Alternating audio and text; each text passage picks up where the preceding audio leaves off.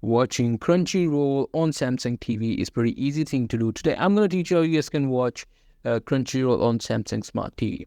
Now, as we know that Samsung Smart TV does not allows you to download Crunchyroll. Now, there are different ways that you can use to watch Crunchyroll on your Samsung TV. So the first way is you can use the streaming device. As you know, there are some streaming device that converts your non-smart TV to Android or smart TV. These includes Fire Stick, Roku, or Apple TV. You can, simply get the Crunchyroll in these, Android system and put it in your TV and watch Crunchyroll.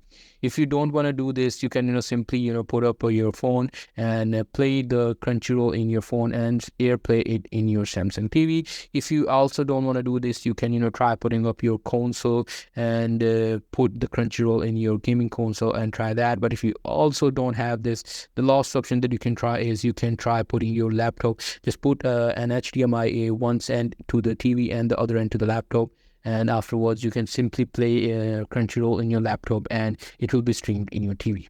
So that's pretty much it. That's how you guys can do it. Hope you guys find this very helpful.